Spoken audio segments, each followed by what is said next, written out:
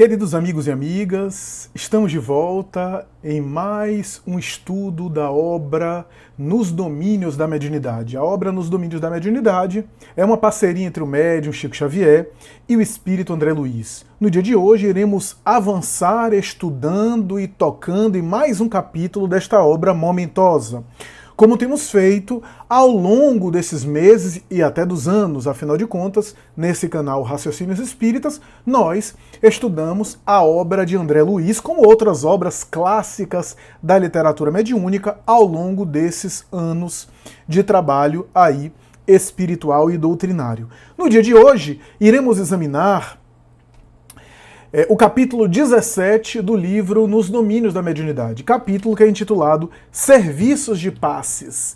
E esse tema merece uma introdução, merece uma consideração inicial, para a gente entender um pouco das origens do passe, do chamado passe espírita.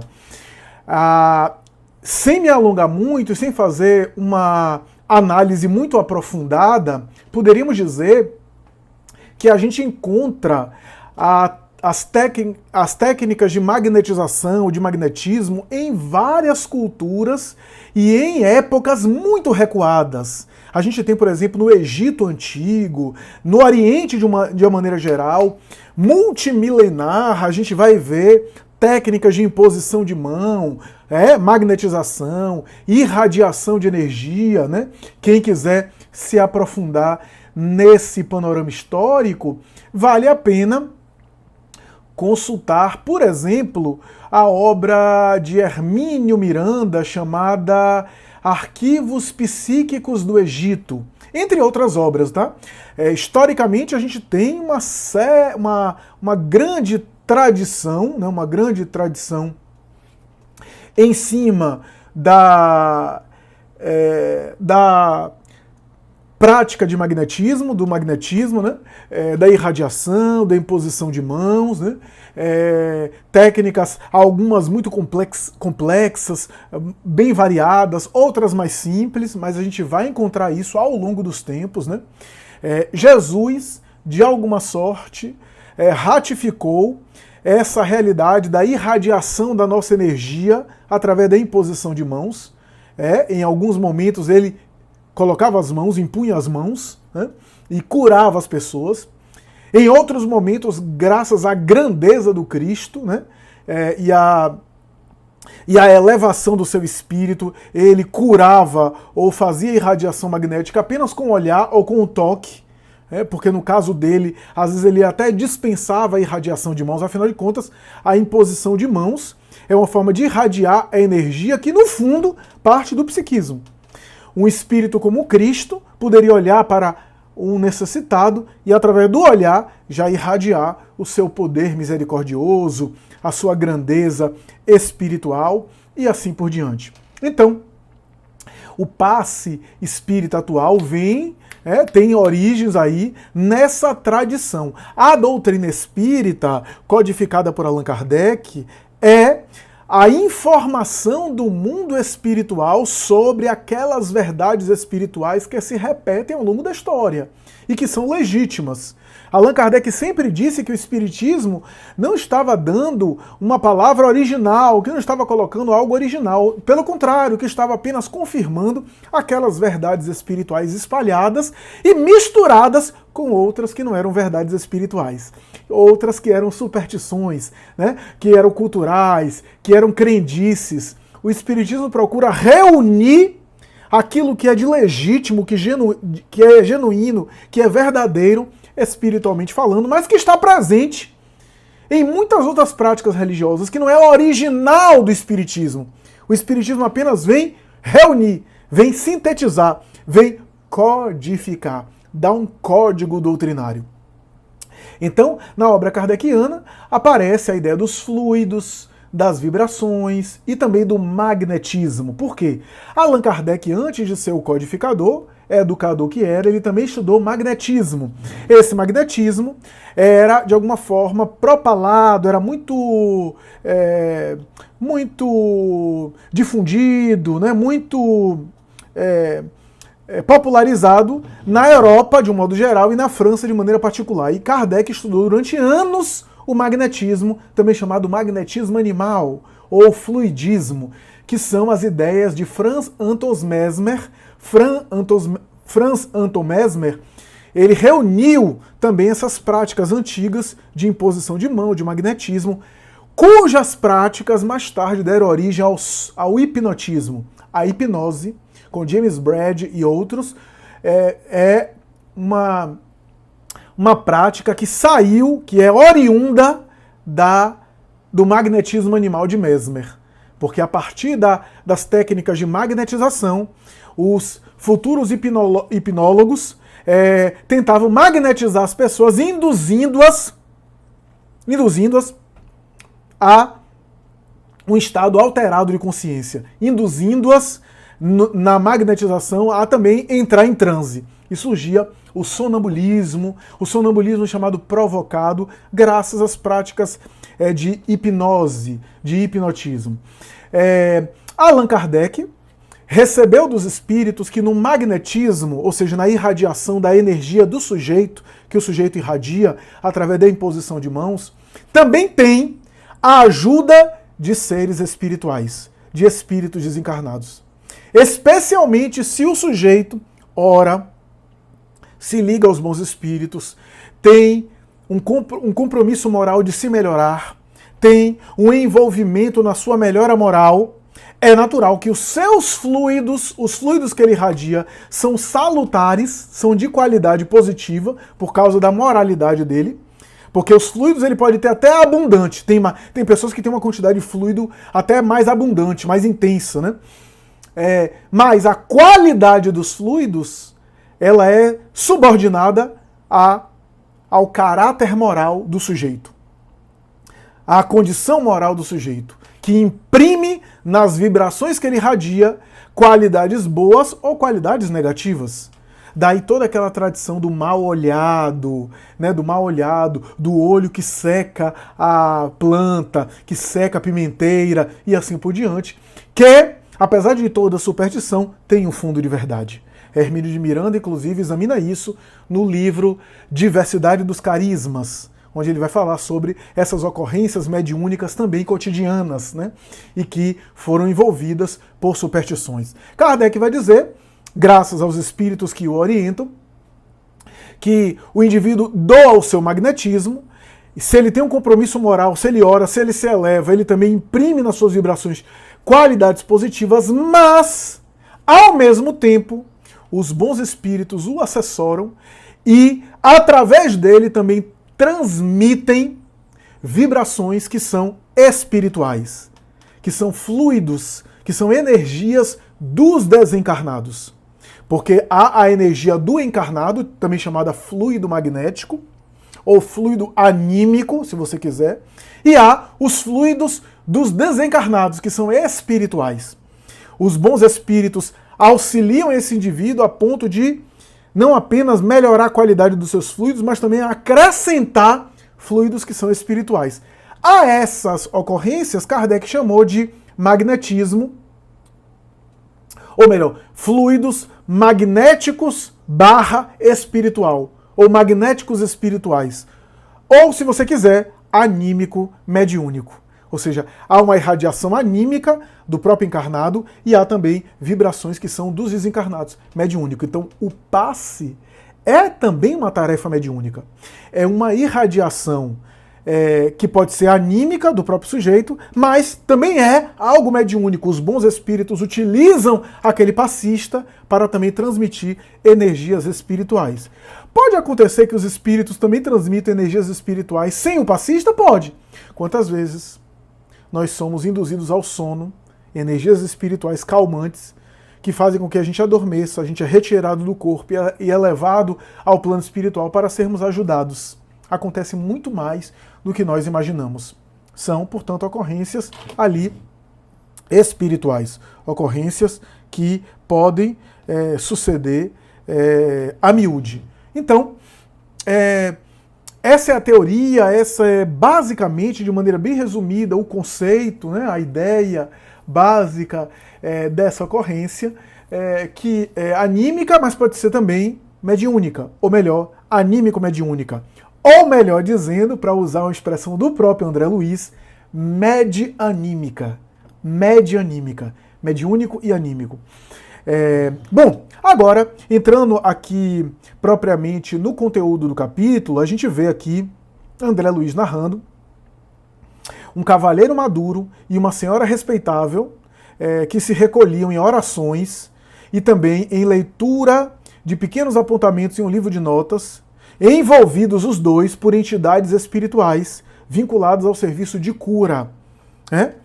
Isso dentro da instituição espírita que a gente está examinando. Quem chegou agora e não viu os outros capítulos, vale a pena ver os outros capítulos, para ter uma ideia que a gente está dentro de uma instituição mediúnica, uma instituição espírita, que tem trabalhos mediúnicos. A gente viu isso no capítulo 16, capítulo passado. E aqui a gente tem uma ala da instituição espírita, uma sala específica dedicada a trabalhos de cura, onde tem essas duas pessoas, que são Clara e Henrique, que são médiuns dedicados ao trabalho de cura.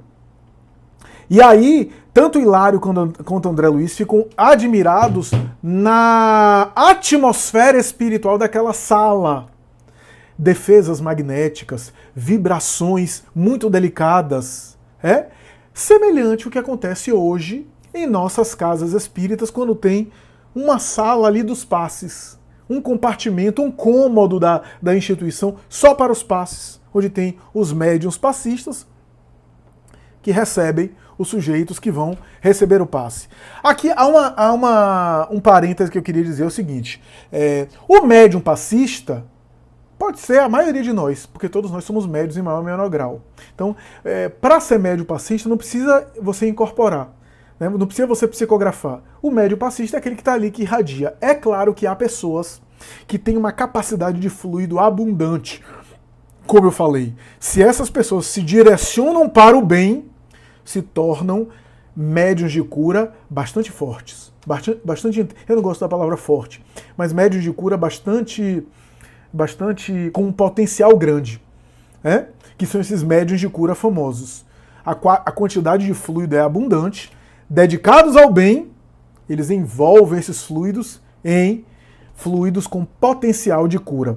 Então, a gente vê aqui, nesse capítulo, Clara e Henrique parece que são médiuns de cura, ou seja, tem uma capacidade de fluídica maior, E aí Aulus diz: nessa sala se reúnem sublimadas emanações mentais da maioria de quantos se valem do socorro magnético, tomados de amor e confiança. Aqui possuímos uma espécie de altar interior, formado pelos pensamentos, preces e aspirações de quantos nos procuram, trazendo o melhor de si mesmos. Não dispunhamos, todavia, de muito tempo para a conversação isolada. Então aqui ele está comentando sobre esse trabalho que logo mais vai acontecer. Clara e Henrique em prece, André Luiz até diz assim, que estavam tão em prece, tão recolhidos, tão mergulhados no mundo interior, que pareciam praticamente quase que desligados do corpo físico, quase em desdobramentos. A gente sabe que toda faculdade mediúnica, seja da incorporação, seja da psicografia, seja de efeitos físicos, não deixa de haver uma espécie de expansibilidade do perispírito. O perispírito se expande. Há uma espécie de aspas, muitas aspas no que eu vou dizer, há uma espécie de emancipação, sem necessariamente significar que a emancipação vai se converter em um desdobramento, em um adormecimento pelo sono, em uma saída do corpo completa, tá? Mas um desdobramento parcial, uma emancipação parcial. Toda vez que eu paro, medito, recolho-me, entro em prece, entro em oração, mentalmente eu estou me elevando.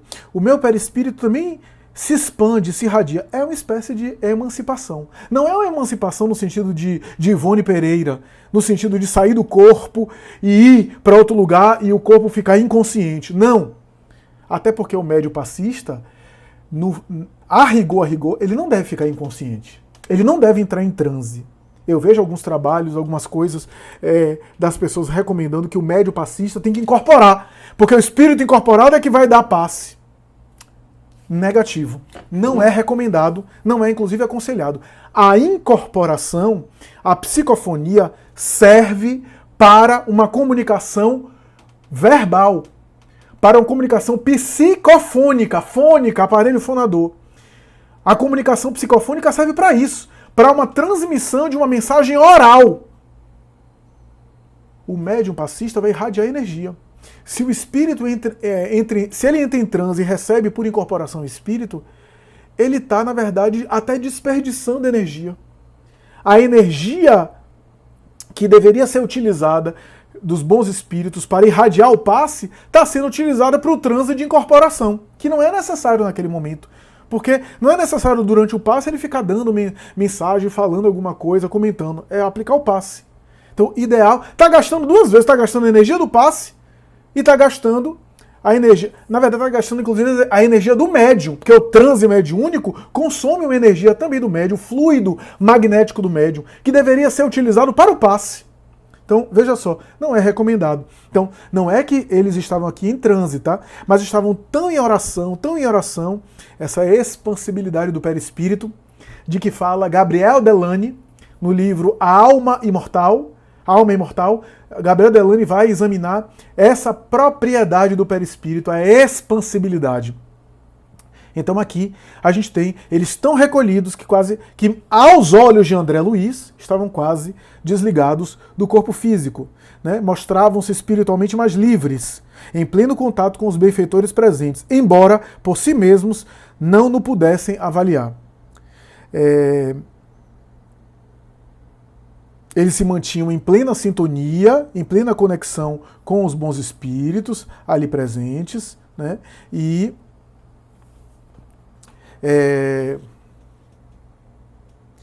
os médiuns ali concentrados, né? O André Luiz tem um comentário dizendo que Henrique parecia muito mais preparado em condições espirituais do que a própria Clara, né? Em condições ali magnéticas melhor, né? Ele era, digamos assim, o polo dominante, como André Luiz coloca aqui. E o orientador espiritual da casa e dos trabalhos estava assessorando ele, o Henrique, que se chama Irmão Conrado. E aí a gente vai ver perguntas que Hilário e André Luiz fizeram, né? Uma série de perguntas, né? Falando que aquele serviço de passe auxiliava encarnados em problemas de saúde e desencarnados também. Era um serviço duplo na esfera material e na esfera espiritual, o público alcançado, né? Então,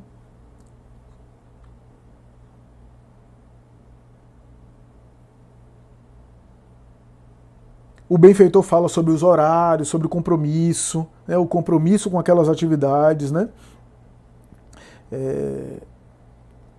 Que havia enfermeiros e médicos dedicados àquele trabalho específico, né?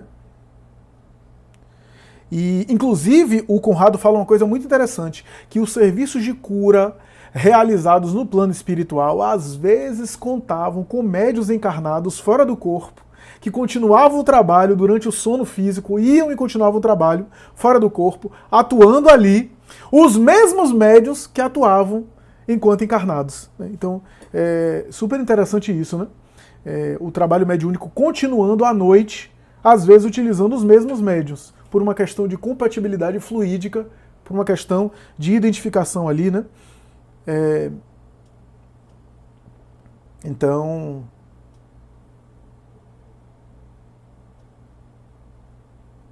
a gente vai ver isso aqui.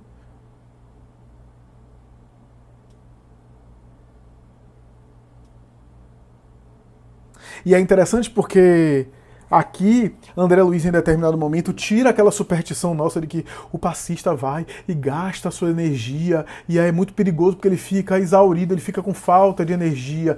Claro, tem uma energia que é a energia animal, a energia animalizada, como diz o fluido animalizado, como diz Allan Kardec, que em toda tarefa mediúnica o médium gasta, mas ele repõe. Repõe como? A alimentação, repouso, lazer, espairecimento, ele renova essas energias, né? Mas há uma superstição disso, como se o médium ficasse carente, deu tanta energia espiritual que vai faltar para ele. Tem gente que pensa assim, viu? Mesmo sem nenhuma base de estudo doutrinário, pensa assim. Aqui ele diz que é o contrário. É o contrário. Se você está em auxílio ao próximo, você está mais em contato com a fonte das energias. E para alcançar o próximo, a fonte das energias passa primeiro por você para chegar ao próximo. Então você fica impregnado como um perfume que, para perfumar os outros, você se perfuma primeiro.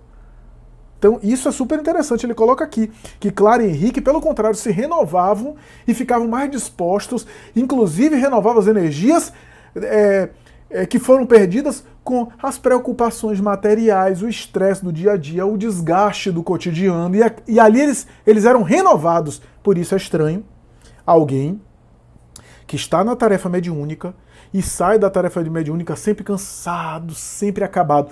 Pode estar cansado fisicamente, afinal de contas teve um dia de trabalho, trabalhou, obrigações com família, aí à noite, normalmente é à noite, né, vai para casa espírita, tem o trabalho ali e volta para casa, pode ficar cansado nesse sentido. Cansado fisicamente, mas cansado psiquicamente, espiritualmente, por causa do trabalho, é ao contrário. Se está ficando cansado assim demais, alguma coisa está errada. Alguma coisa está errada. Se está ficando cansado, porque geralmente se fica mais disposto, principalmente se você está em sintonia com os benfeitores. A não ser que você não esteja em sintonia, não esteja em conexão, né? E aí não está recebendo as bênçãos que o mundo espiritual prodigaliza a todos nós, né? Aqui o Conrado fala muito sobre a oração.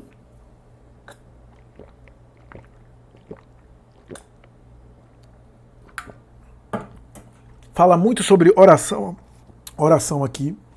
Fala sobre o poder da oração, que é essencial no trabalho do passe. É essencial em qualquer trabalho mediúnico. Mas é muito importante, indispensável no trabalho do passe. E aqui ele fala sobre esse poder da oração e fala também sobre as necessidades espirituais de cada um, né? Porque tem a irradiação, tem o benefício do alto, tem o mérito do paciente para receber a cura, porque não é assim também, não são milagres, né? O paciente, com esforço moral de se ajudar, de se melhorar, então tem o mérito, recebe a cura, e também tem o esforço do paciente também de entrar em sintonia, porque do contrário ele vai receber muito pouco benefício.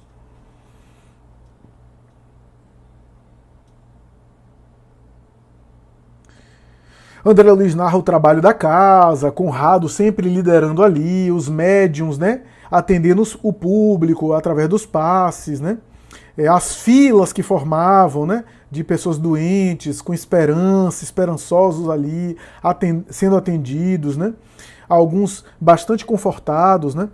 André Luiz narra a percepção que eles, do mundo espiritual, estavam tendo, né, o passista dando passe e aquelas chispas irradiando, alcançando o sujeito, né, super interessante, né, e refazendo. Por quê? Porque o passe, ao irradiar energia, alcança centros de força do perispírito.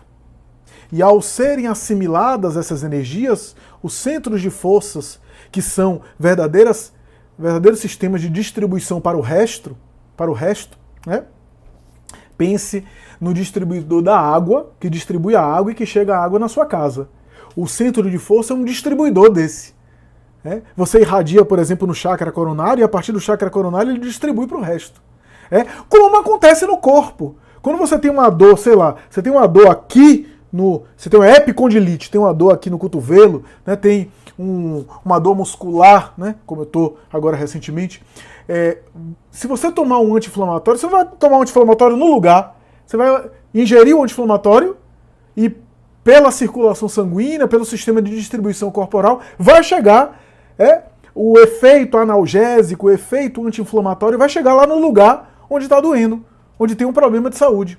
Da mesma forma, os centros de força são centros de distribuição. Então o passe ali irradia e vai e alcança do perispírito para o corpo. Do perispírito para o corpo.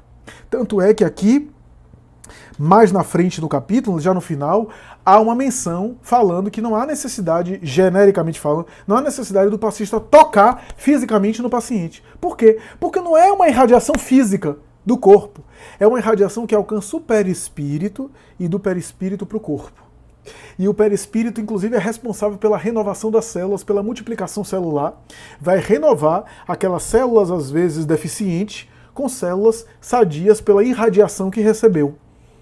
Sem necessidade do toque. A gente tem que ter muito cuidado com o toque. Claro, excepcionalmente, Jesus tocou o olho de alguém que estava cego e recuperou a visão. Excepcionalmente, a gente viu, por exemplo, Chico Xavier tocando no braço de uma pessoa e a pessoa recuperar. Mas são casos excepcionais. A maioria de nós, espíritos comuns que não somos missionários, especialmente na atividade da casa espírita, não devemos tocar as pessoas. Até por uma questão de pudor, uma questão de respeito. Porque é o corpo da pessoa, é a integridade física da pessoa. Para depois não haver, inclusive, mal entendidos. Ou para não termos um indivíduo que está na tarefa de passe e que tem conflitos e perturbações muito próprias, se aproveitar de um toque físico para, de alguma forma, dar vazão aos seus problemas, às suas paixões, às suas questões de natureza passional que não devem ser extravasadas ali naquele momento. Então, o ideal é não tocar na pessoa, não ter esse toque físico na pessoa, até porque há pessoas que são mais sensíveis a toque físico, se incomodam mais a toque físico, e a gente tem que respeitar. Então, a gente viu aqui os passistas, A gente vê aqui no capítulo os passistas, André Luiz descrevendo os passistas atuando na casa, e provocando verdadeiras mudanças na aura dos pacientes, André Luiz fala que os passistas se assemelhavam a pilhas humanas. Olha só a expressão que André Luiz usa, pilhas humanas. Pilhas, Aquela coisa irradiando ali, cheia de energia, super interessante isso. E nós vamos ver também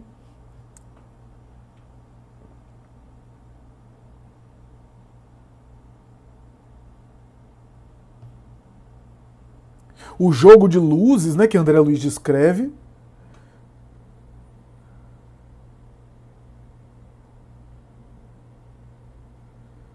A irradiação da mente dos médiuns, a energia vindo, passando pela mente dos médiuns, irradiando mais tarde ao objetivo, ao paciente.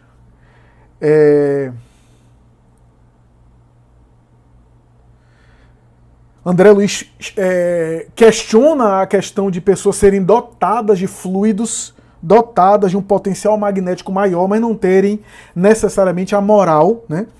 Olha o que Aulus responde.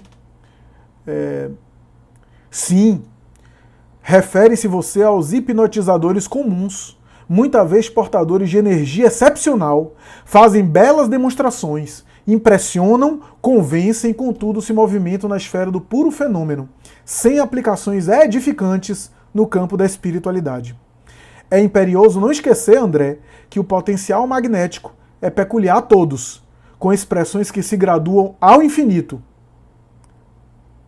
Aí André diz, ou melhor, Hilário diz, mas semelhantes profissionais podem igualmente curar. Olha o que Aulus responde. Sim, podem curar, mas acidentalmente, quando o enfermo é credor de assistência, ou seja, tem mérito.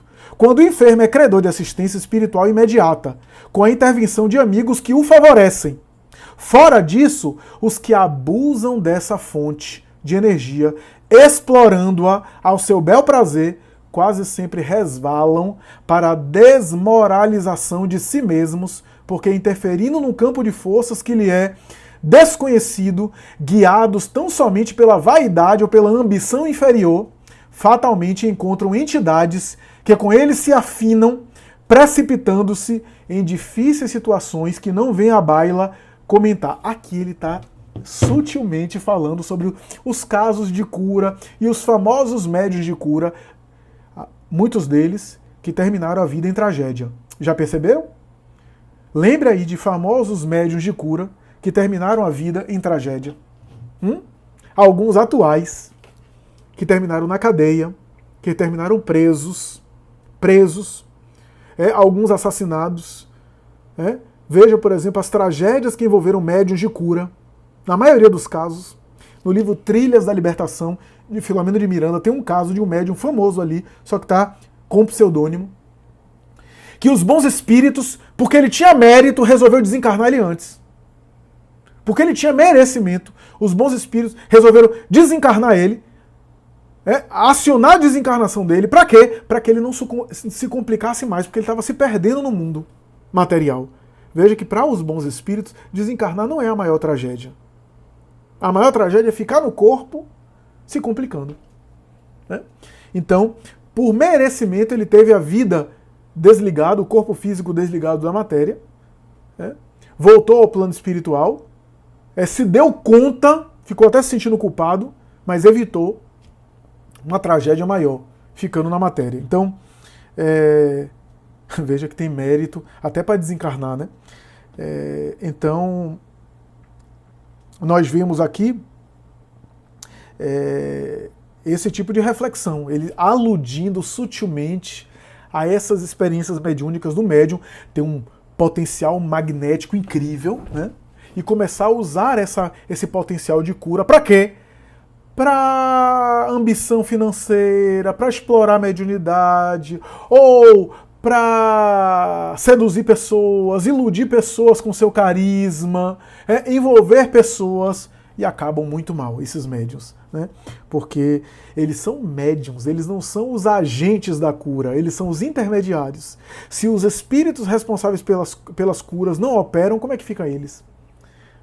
Houve um médium muito famoso aqui no Brasil, legítimo de cura, eu, na época, acompanhei vídeos dele em público, para chocar a comunidade médica e chamar a atenção da ciência. Os espíritos com ele utilizavam, inclusive, cortes físicos.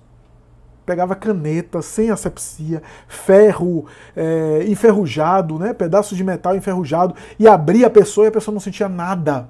Porque os bons espíritos anestesiavam, asepsiavam, incrível aquilo. Não se faz necessário, em cirurgias mediúnicas, nenhum tipo de corte, nada disso. Mas no caso dele, era uma forma que os bons espíritos utilizavam para chamar a atenção da ciência, na época. Hoje nem se faz tão necessário isso. Ele começou a explorar a mediunidade, ele começou a se perturbar nessa prática, não se manteve em clima de atitude cristã. Resultado? Ele acabou assassinando algumas pessoas nesses procedimentos. Os bons espíritos já não estavam mais assessorando ele, e ele saiu do país, do Brasil, porque ele ficou foragido da Polícia Federal, acusado de homicídio. Veja que coisa, a que ponto chega, né? Uma tarefa mediúnica em perturbação. Então, aqui a gente está vendo um pouco essa reflexão, né? Um pouco dessa reflexão aqui, e todo cuidado é pouco, né? Nesse particular, né? E a ideia de cura sempre seduziu muita gente. Então, muito cuidado com isso daí, porque o objetivo da doutrina espírita não é curar corpos. Porque os corpos curados agora vão voltar a ter problemas, vão adoecer e vão morrer, natural. Todos aqueles que foram curados por Jesus, em algum momento voltaram a adoecer e morreram. O objetivo da doutrina espírita não é curar corpos. A cura dos corpos é um acréscimo de misericórdia para alívio dos nossos sofrimentos, das nossas dores, para alívio dos nossos problemas. Mas o objetivo da doutrina espírita não é curar corpos, é iluminar almas, para que as almas iluminadas possam, aí sim, buscar a saúde integral. Mente sã e corpore sano, como diz a sabedoria popular. Então o que ele está dizendo aqui? Que pode curar acidentalmente, por mérito do paciente. O paciente tem mérito, os bons espíritos utilizam aquele médium. Kardec vai dizer, na falta, ele diz isso no livro dos médiuns, tá? Na falta de um médium adequado, de um médium ideal, por misericórdia divina, e por necessidade espiritual de atender aquela pessoa que tem mérito, os bons espíritos podem utilizar aquele médium, que é o único que tem. Mas diante da opção de ter outros médiums mais adequados, mais capazes, e na falta de mérito do paciente, os bons espíritos não vão utilizar aquele médium. Olha só. Então, isso é interessante, né?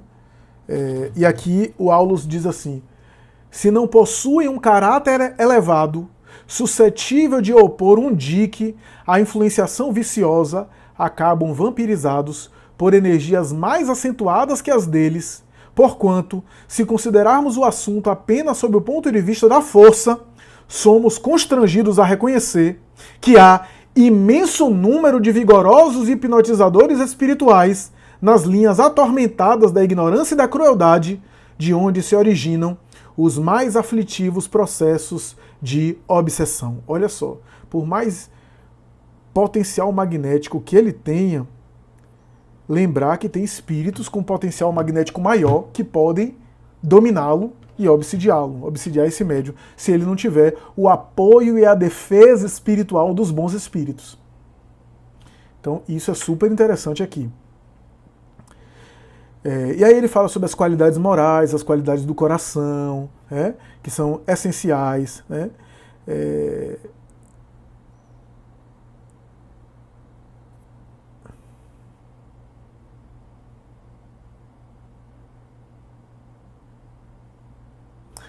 Volta a falar sobre a oração. Todo mundo que esteja sinceramente voltado para o alto, em sintonia com os bons espíritos e em oração, pode ser médium passista, pode. O que não significa dizer que vai ser esse médium com a qualidade, com a quantidade abundante de fluidos, né? Esse médium tem um potencial de cura maior se ele direcionar para o bem.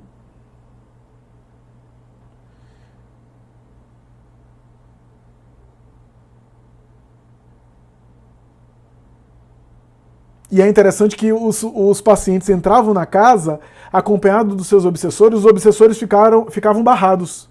E eles entravam sem a presença espiritual. Por quê?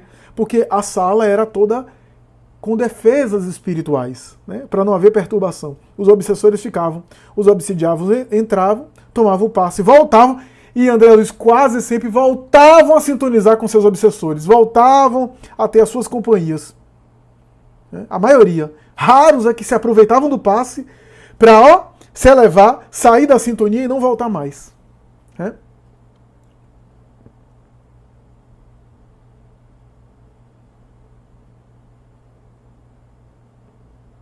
E é interessante porque Aulus faz um comentário aqui impressionante sobre alguns pacientes que entram, tomam o passe, saem e quase que não apresentam melhora. E Aulus faz uma consideração aqui, né, dizendo: no terreno das vantagens espirituais é imprescindível que o candidato apresente uma certa tensão favorável.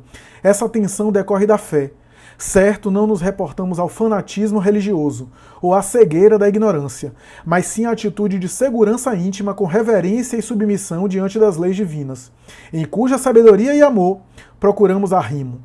Sem recolhimento e respeito, na receptividade, não conseguimos fixar os recursos imponderáveis que funcionam em nosso favor, porque o escárnio e a dureza de coração podem ser comparados a espessas camadas de gelo sobre o templo da alma. Então, precisa também da colaboração do paciente. Não adianta a gente ficar aplicando o passe, orando pelo sujeito, se o sujeito não se ajuda, não se esforça por sintonizar com os bons espíritos. Então, o auxílio dos bons espíritos vai ser muito limitado, não por falta de poder dos bons espíritos, mas por falta de receptividade daquele que é o beneficiário, né? o que deve receber ajuda. E aí, no final do capítulo, a gente tem um caso aqui de uma senhora, né? Uma senhora que André Luiz observou de maneira mais detalhada, né? O quadro dessa senhora, que dificilmente ficava em pé, caminhando dificilmente em pé, com o ventre bem inchado, volumoso, né? O semblante dolorido. E aí Aulus diz: observe o fígado. E ele se concentrou psiquicamente no fígado E diz, realmente o órgão mencionado demonstrava a dilatação característica das pessoas que sofrem de insuficiência cardíaca. As células hepáticas pareceram-me vasta colmeia trabalhando sob enorme perturbação. A vesícula congestionada impeliu-me à imediata inspeção do intestino. A bile comprimida atingira os vasos e assaltava o sangue. O colédoco interdito facilitava o diagnóstico. Ligeiro exame da conjuntiva ocular confirmava-me a impressão. A icterícia mostrava-se insofismável, né? Então aqui a gente tem um quadro de icterícia, que é uma alteração ali produzida pelo fígado, uma incapacidade, né, de produzir, uma alteração na produção de, se não me falha a memória, de bilirrubina, né? E aí o sujeito fica com o olho amarelado, etc, né?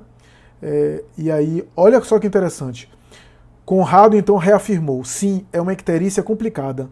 Nasceu, olha só que informação preciosa, nasceu de terrível acesso de cólera, em que nossa amiga se envolveu no reduto doméstico. Rendendo-se desarvorada à irritação, adquiriu renitente hepatite, da qual a icterícia é a consequência. A icterícia é consequência de uma hepatite, portanto ela tinha toda essa complicação, né, do intestino, vesícula, etc., por conta da hepatite. E a raiz espiritual e psíquica estava em acessos de cólera dessa mulher. Por isso que a cólera, a irritação, não é uma agressão ao outro, é uma agressão a si mesmo. Emmanuel, na obra Pensamento e Vida, vai dizer toda vez que o indivíduo se irrita e explode, do ponto de vista espiritual, o quadro se assemelha a uma martelada que ele dá na própria cabeça. Imagina você pegar um martelo e tacar o martelo, né? Golpear o martelo na sua própria cabeça. Emmanuel vai dizer que é semelhante a um martelo golpeado na própria cabeça. Acessos de cólera, de raiva, de irritabilidade. Olha só que coisa interessante, né? Que coisa interessante. Então quando a gente vê, por exemplo, um bebê recém-nascido que nasce com icterícia, que precisa ficar, às vezes, né, tomando banho de luz, né, com aquele visor aqui que tapa, né, para voltar à coloração natural, né, que passa um tempo, né, no hospital, às vezes passa na UTI ou na semi-UTI. Né. Olha o que ele está dizendo, talvez aquele espírito, não quero generalizar, mas talvez aquele espírito tenha compromissos específicos com acessos de cólera, acessos de raiva. Né. E aí, Conrado coloca a destra, ou seja, a mão direita, sobre a cabeça, a fronte do médium, comunicou-lhe a radiosa corrente de forças e inspirou a movimentar as mãos sobre a doente, desde a cabeça até o fígado enfermo. Notamos que o córtex encefálico se revestiu de substância luminosa que, descendo em fios tenuíssimos, alcançou o campo visceral. Ou seja, começou com a luz aqui, né, no córtex encefálico, que depois desceu até a região visceral, até a região do fígado, etc. A senhora exibiu inequívoca expressão de alívio na expressão fisionômica, retirando-se visivelmente satisfeita, depois de prometer que voltaria ao tratamento. Hilário fixou os olhos interrogadores no assistente, que nos acompanhava solícito, e indagou: nossa irmã está curada? Olha, a melhora dela era tão visível, era tão característica, que Hilário chegou a perguntar: nossa irmã está curada? E Aulus respondeu: isso é impossível. Temos aí órgãos e vasos comprometidos. O tempo não pode ser desprezado na solução. E aí ele voltou a perguntar: e em que base se articula semelhante processo de cura? Aulus vai dizer: o passe é uma transfusão de energias alterando o campo celular. Vocês sabem que na própria ciência humana de hoje, o átomo não é mais o tijolo indivisível da matéria, que antes dele encontram-se as linhas de força aglutinando os princípios subatômicos, e que antes desses princípios surge a vida mental determinante. Tudo é espírito no santuário da natureza. Renovemos o pensamento e tudo se modificará conosco. Na assistência magnética, os recursos espirituais se entrosam entre a emissão e a recepção, ajudando a criatura necessitada para que ela ajude a si mesma.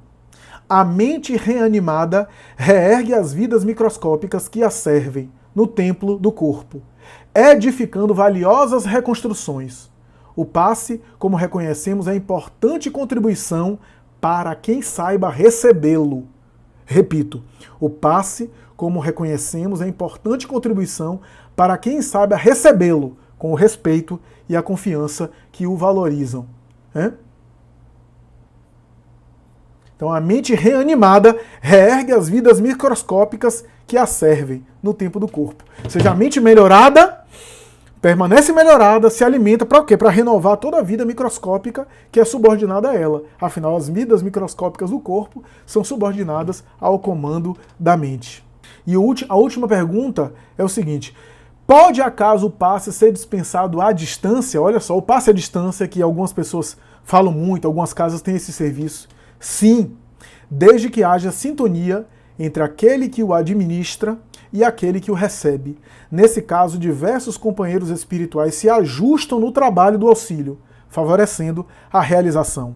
E a prece silenciosa será o melhor veículo da força curadora. O capítulo termina voltando a falar sobre a excelência da oração, a excelência da prece. E aí o serviço acaba, né? Já não havia mais necessidade de ficar ali, as pessoas se recolhem, os pacientes beneficiados voltam a casa, os médiuns também encerram o trabalho, as pessoas voltam, os desencarnados ficam ali sendo auxiliados, né? Sendo recolhidos por benfeitores espirituais também, né? E o capítulo termina com essa lição maravilhosa desse caso específico de icterícia, que uma senhora era portadora. Brilhante capítulo, riquíssimo, cheio de lições. Esse tema é um tema sempre fascinante, o tema do passe, ou seja, o tema da fluidoterapia, e sempre podemos aprender com ele. É isso, meus amigos, espero que vocês tenham gostado. Esse é o capítulo 17, capítulo que fala sobre os passes do livro Nos Domínios da Mediunidade. E até a próxima, se Deus quiser. Muita paz para todos.